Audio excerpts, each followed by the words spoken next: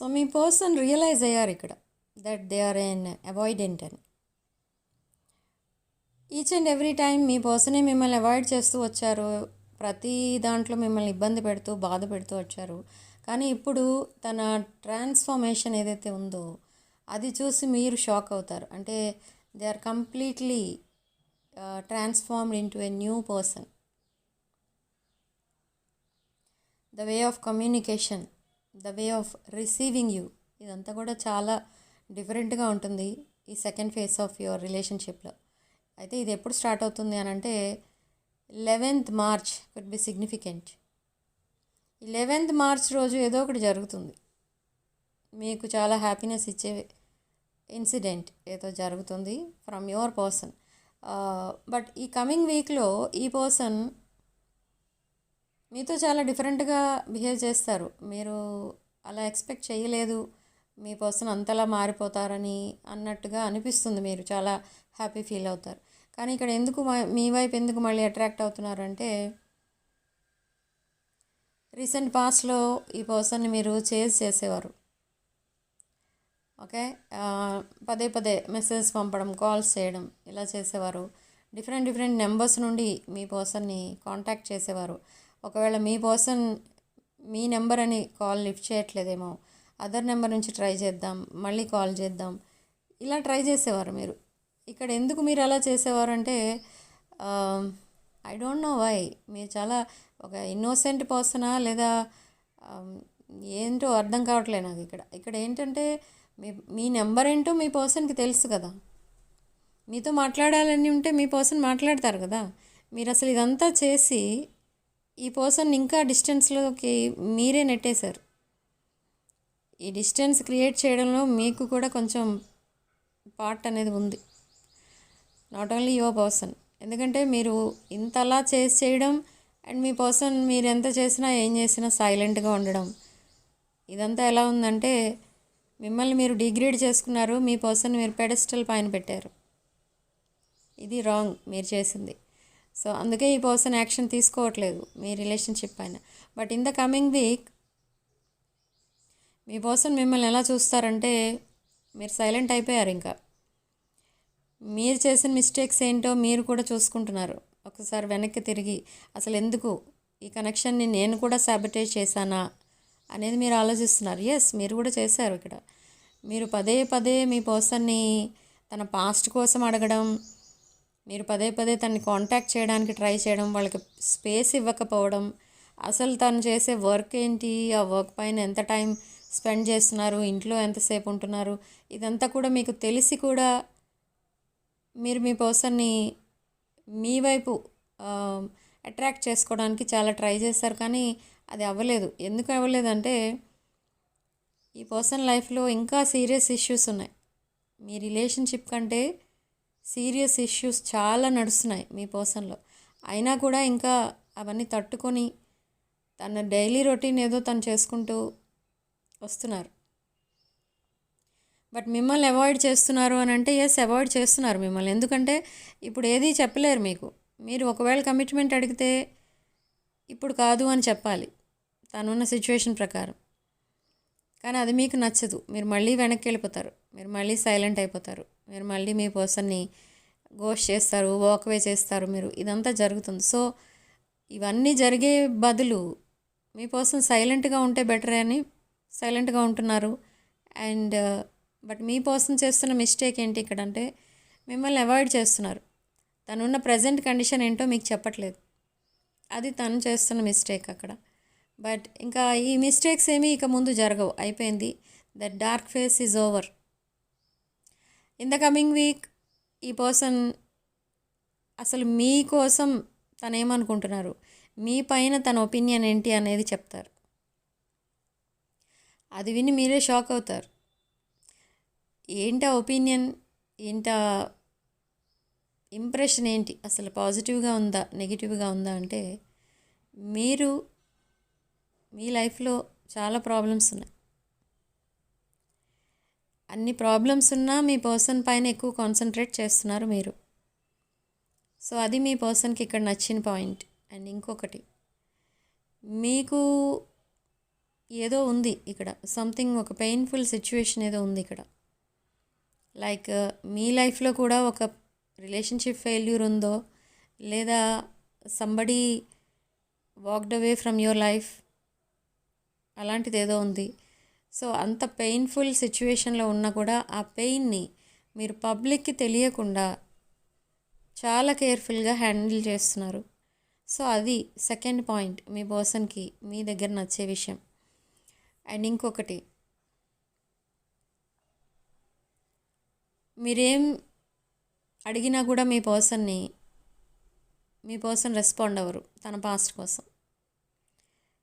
But మీరు మీ లైఫ్లో ఏం జరిగినా అంతా కూడా చెప్తారు, ఓన్లీ మీ పర్సన్కి మాత్రమే చెప్తారు. అదొకటి నచ్చుతుంది మీ పర్సన్కి. మీ పర్సన్ మీకు ఏం హెల్ప్ చేయరు, కానీ మీరేంటంటే మీ పర్సన్తో మీ విషయాలన్నీ చెప్పుకొని చాలా హ్యాపీగా, కొంచెం ఆ లైట్ హార్టెడ్గా ఫీల్ అవుతారు అంతే. మీ పర్సన్ని మీరేం హెల్ప్ అడగరు కూడా, మీ పర్సన్ చేయరు కూడా. ఓకే, సో ఇలాంటి సిచ్యువేషన్లో ఉన్నారు మీరు. ఇంత డిఫికల్ట్ సిచ్యువేషన్లో ఉన్నా, మీరు కూడా ఇంత పెయిన్ఫుల్ సిచ్యువేషన్లో ఉన్నా కూడా మీ పర్సన్ కోసం ఇంకా టైం స్పెండ్ చేస్తున్నారు, తన రెస్పాన్స్ కోసం వెయిట్ చేస్తున్నారు అనేది మీ పర్సన్కి ఇక్కడ నచ్చుతుంది. అండ్ తనకి వర్క్ సిచ్యువేషన్ కూడా కొంచెం బిజీ స్కెడ్యూల్ ఉంటుంది. సో మీకు టైం స్పెండ్ చేసే సిచ్యువేషన్ అయితే ఉండదు ఎక్కువ. ఓన్లీ నైట్ టైం మీతో చాటింగ్ చేస్తూ ఉంటారు అంతే. బట్ ఇక్కడ మీ మధ్య మీటింగ్స్ కానీ అదర్ రిలేషన్స్, అదర్ అట్రాక్షన్స్ అలాంటివి ఏమీ కూడా ఉండవు మీ ఇద్దరి మధ్య. ఓన్లీ చాటింగ్ మాత్రమే నడుస్తుంది ప్రజెంట్ అయితే. అదొకటే ఉంది ఇక్కడ, no other relations. Okay, so ఇక్కడ మీ విషయానికి వస్తే మీ లైఫ్లో చాలా అంటే చాలా ఆప్షన్స్ ఉంటాయి. మీకు చాలామంది అట్రాక్ట్ అయిపోతూ ఉంటారు, ఎందుకంటే మీరు చూడడానికి చాలా అట్రాక్టివ్గా ఉంటారు. And you are an abundant person, ఒక వెల్ సెటిల్డ్ పర్సన్ మీరు. అండ్ మీ పర్సన్ విషయానికి వస్తే మీ పర్సన్ లైఫ్లో కూడా చాలా ఆప్షన్స్ ఉన్నాయి. అండ్ ఆప్షన్స్ అన్నిటినీ ఎక్స్ప్లోర్ చేస్తున్నప్పుడే మీరు పరిచయం అయ్యారు ఈ పర్సన్కి. ఆప్షన్స్ అన్నిటినీ పక్కన పెట్టి ఈ పర్సన్ మీకు కనెక్ట్ అయ్యారు. బట్ మీకు కనెక్ట్ అయిన తర్వాత they are connected to someone else. అది మీకు చెప్పలేదు. Okay, but even though other person ఉన్న మీ పర్సన్ లైఫ్లో మీ పర్సన్ మీ పైన ఎక్కువ అటెన్షన్ చూపించేవారు in the past. But suddenly మీరు కమిట్మెంట్ అడిగినప్పుడు ఈ పర్సన్ ర్యాన్ అవే. సో అది మీకు నచ్చక యూ వాక్డ్ అవే. సో అలా మీ రిలేషన్ ఒక బ్రేకప్ సిచ్యువేషన్లో అక్కడ స్టక్ అయిపోయింది. అయితే స్టక్ అయిపోయింది సరే, మీ పర్సన్ ఏంటంటే ఇంకొక పర్సన్తో కాంటాక్ట్లో ఉండగా కూడా మీతో చాలా హ్యాపీగా ఉండేవారు. కానీ దట్ అదర్ రిలేషన్షిప్ ఏదైతే ఉందో మీ పర్సన్కి, అదొక fake relationship. They are great manipulators అని తెలుసుకున్నారు. అలా ఎప్పుడైతే తెలిసిందో చాలా ఇష్యూస్ ఫేస్ చేయడం స్టార్ట్ చేశారు మీ పర్సన్. సో ఆ సిచ్యువేషన్స్ అన్నీ ఫేస్ చేసే బదులు మీకే కమిట్ అయి ఉంటే చాలా హ్యాపీ లైఫ్ లీడ్ చేస్తుండేవారు ఈ టైంకి అని అనుకుంటూ ఉంటారు చాలాసార్లు. కానీ maybe that other person is their families choice. Okay, so అలా ఇక్కడ ఈ పర్సన్ ఇటు మిమ్మల్ని వదులుకోవాల్సి వచ్చింది, అండ్ ద అదర్ పర్సన్ని కూడా ఈ పర్సన్ డిస్టెన్స్లోనే పెట్టారు. ఈ పర్సన్ కలుద్దామన్నా కూడా ద అదర్ రిలేషన్షిప్ హ్యాపీనెస్ అనేది ఇవ్వలేదు ఈ పర్సన్కి. So now they are single. So ఇప్పుడేమనుకుంటున్నారంటే మీకు కమిట్మెంట్ ఇవ్వాలి, మీ ఒక్కరికే కమిట్మెంట్ ఇవ్వాలి, మీరు తప్ప ఇంకొకరు తన లైఫ్లో ఉండకూడదు అనే డెసిషన్కి వచ్చేస్తున్నారు ఈ పర్సన్. ఎందుకంటే ఈ పర్సన్ దట్ అదర్ రిలేషన్షిప్ కోసం కూడా చాలా ఫైట్ చేశారు, బట్ నో యూజ్. వాళ్ళు ఏం యాక్షన్ తీసుకోవట్లేదు. ఈ పర్సన్ ఎంత ఫైట్ చేస్తారు, ఇక్కడ వేస్ట్ అవుతుంది కదా. ఈ పర్సన్ ఏజ్ దాటిపోతుంది. అండ్ లైఫ్లో సక్సెస్ అనేది మిస్ అవుతున్నారు, హ్యాపీనెస్ మిస్ అవుతున్నారు, అన్నీ మిస్ అవుతున్నారు. బట్ వాట్స్ ద యూజ్ చెప్పండి ఇక్కడ. అందుకే ఈ పర్సన్ మిమ్మల్ని చూస్ చేసుకుంటున్నారు ఇప్పుడు. And in the upcoming week ఈ పర్సన్ మీకు సడన్ మెసేజ్ పంపిస్తారు. ఆ ఒక్క మెసేజ్లో చాలా ఇన్ఫర్మేషన్ అయితే ఉంటుంది. ఓకే, ఆ చాలా ఇన్ఫర్మేషన్లో మీరు చాలా కన్ఫ్యూజ్ అవుతారనమాట. ఏంటిది, ఇంత ఇన్ఫర్మేషన్ ఎందుకు ఇస్తున్నారు అనేది మీకు అర్థం కాదు. ఎందుకంటే ఈ పర్సన్ ఆల్రెడీ మీ కమిట్మెంట్ని రిజెక్ట్ చేశారు. నాన్ కమిటల్ ఎనర్జీలో ఉన్నారు ఈ పర్సన్. బట్ ఇప్పుడు ఎందుకు ఇలా మాట్లాడుతున్నారు అనేది మీకు చాలా డౌట్ఫుల్గా ఉంటుంది. అయినా కూడా మీరు రిజెక్ట్ చేయరు, మీరు ఈ కమిట్మెంట్ని యాక్సెప్ట్ చేస్తారు. మీ పర్సన్ ఇచ్చే కమిట్మెంట్ని మీరు యాక్సెప్ట్ చేస్తారు. బట్ స్టిల్ మీకు ఎక్కడో ఒక చోట డౌట్ అనేది ఉంటుంది. ఈ పర్సన్ నిజంగా ఇప్పుడు సింగిల్ ఉన్నారా or they are connected to someone else అనేది, ఆ డౌట్ అనేది మీకు ఇంకా ఉంటుంది. ఈ డౌట్ క్లారిఫై చేసుకోవడానికి మీరు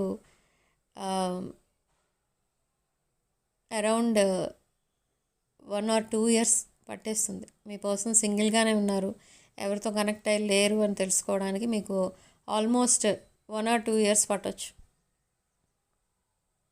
అంత అనుమానం ఉంది, ఇంకా మీ పర్సన్ పైన డౌట్ పడుతున్నారు మీరు. అది కామనే, కానీ ఇక్కడ మీరేంటంటే మీరు చాలా ఒక వైట్ పేపర్ అన్నమాట. మీరు మీ పర్సన్ దృష్టిలో మీరు ఎన్ని ఆప్షన్స్ ఉన్నా, మీ వెనక ఎంతమంది వచ్చినా కూడా మీరు ఎవరిని పట్టించుకోరు, ఎవరిని యాక్సెప్ట్ చేయరు. అది తెలుసు మీ పర్సన్కి. మీరు ఎప్పుడు కూడా మీ రెస్పాన్సిబిలిటీస్కి ఎక్కువ టైం స్పెండ్ చేస్తారు, మీ ప్లెజర్స్ కోసం కాదు. ఆ విషయం మీ పర్సన్కి తెలుసు. ఓకే, సో నా ఇంత రెస్పెక్ట్ ఇవ్వడానికి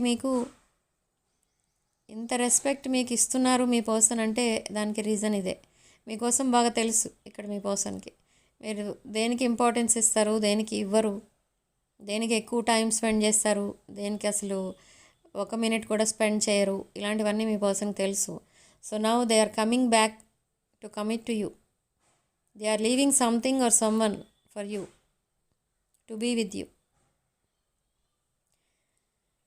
ఓకే, ఇది ఒక వెరీ హ్యాపీ న్యూస్ మీకు. నెక్స్ట్ మంత్ అంటే నెక్స్ట్ మంతే, నెక్స్ట్ వీక్ కూడా రాబోతుంది. నెక్స్ట్ వీక్ విదిన్ ఫస్ట్ వీకే మీకు ఈ న్యూస్ అనేది అందుతుంది.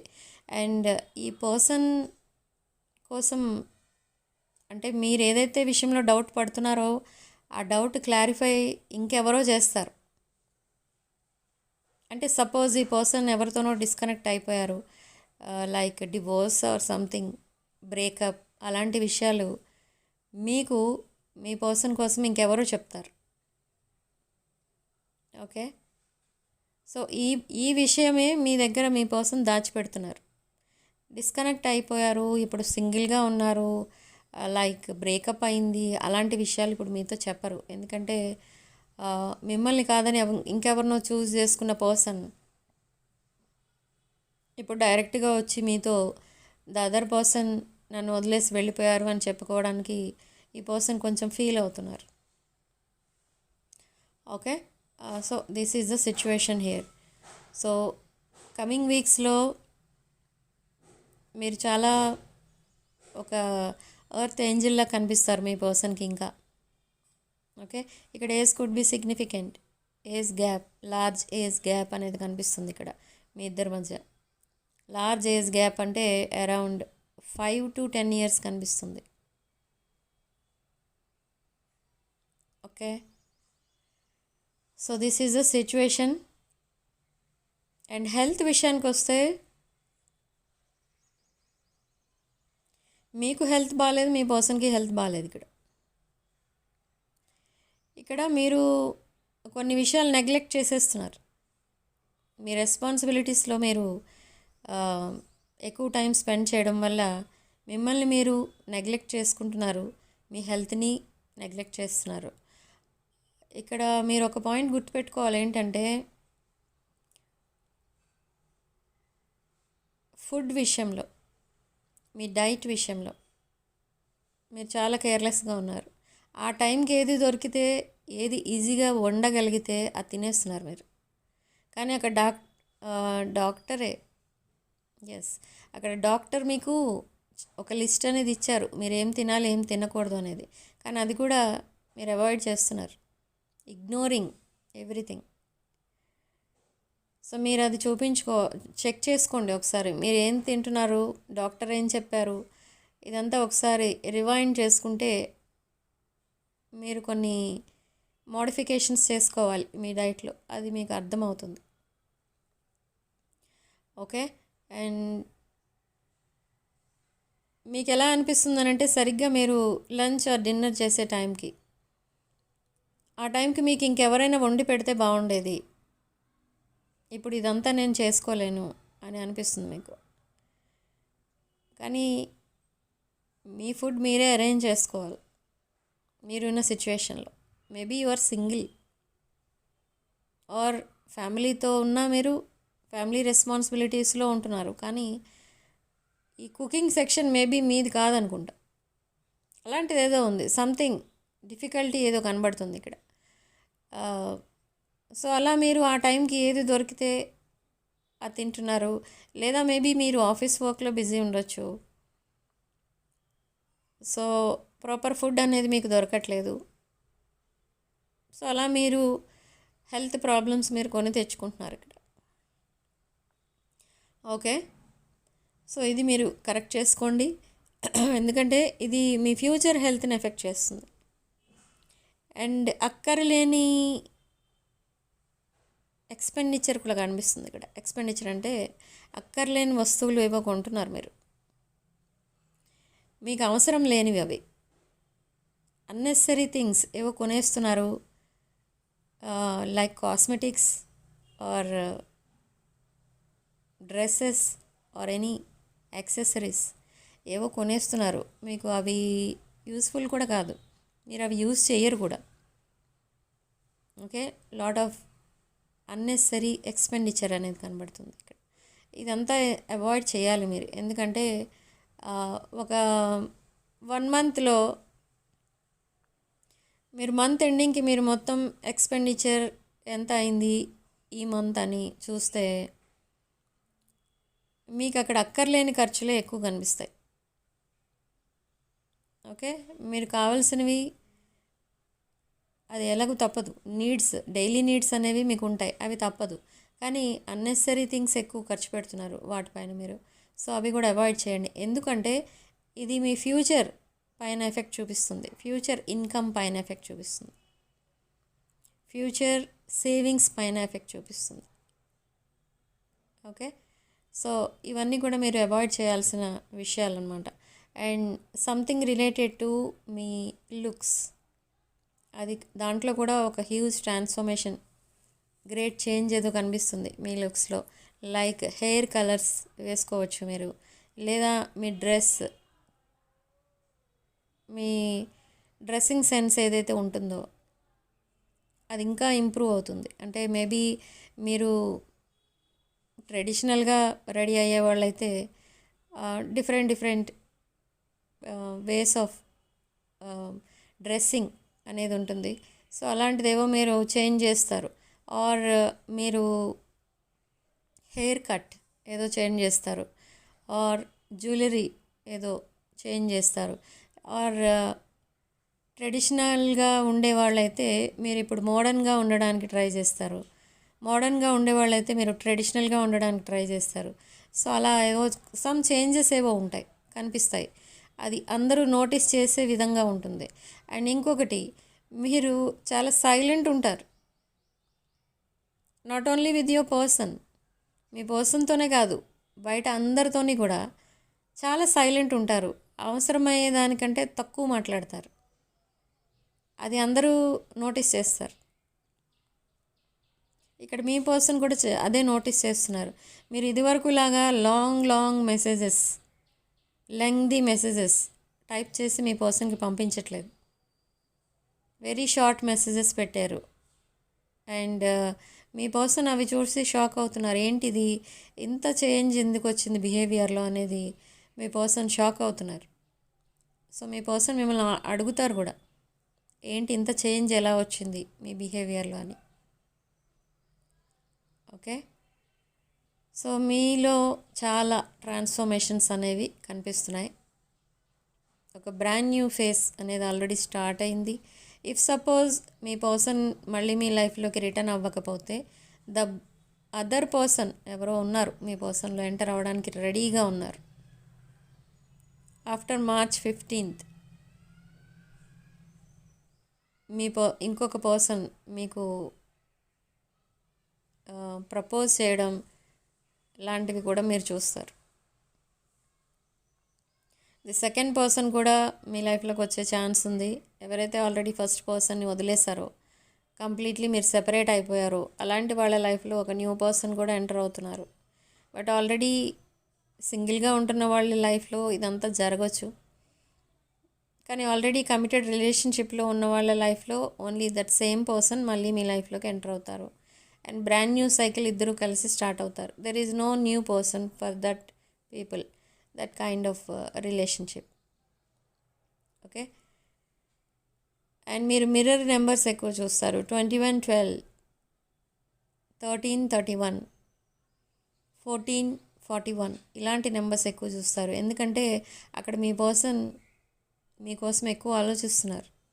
మీతో మాట్లాడట్లేదు, కానీ మీరు మాట్లాడట్లేదు, కానీ మీకోసం ఆలోచిస్తున్నారు. ఈ టైంకి ఏం చేస్తుంటున్నారో, ఈ టైంకి ఏం చేస్తున్నారో ఇదే ఆలోచిస్తున్నారు ఎక్కువ.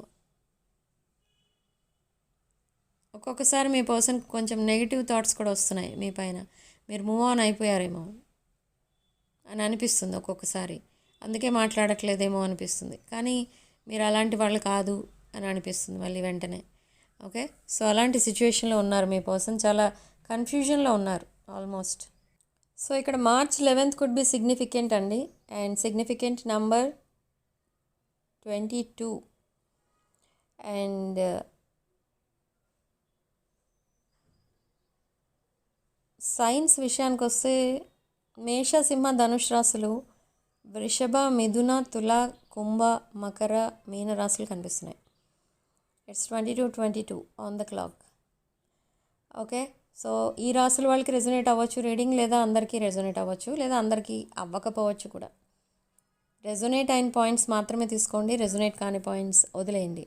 ఓకే, అండ్ కామెంట్ సెక్షన్లో మీరు 222 with 111 అని టైప్ చేసి పాజిటివ్ ఎనర్జీని క్లెయిమ్ చేసుకోండి. అండ్ వీడియోని తప్పకుండా మీ ఫ్రెండ్స్ అండ్ ఫ్యామిలీకి షేర్ చేయండి. వీడియోని లైక్ చేయండి, హైప్ చేయండి. Okay, and 6 of Wands channel subscribe చేసుకోండి. అండ్ ఈ no contact situation reading, next రీడింగ్లో కూడా అదే టాపిక్ ఉంటుంది, no contact. Okay, so next video కూడా వాచ్ చేయడానికి ట్రై చేయండి. I will see you there.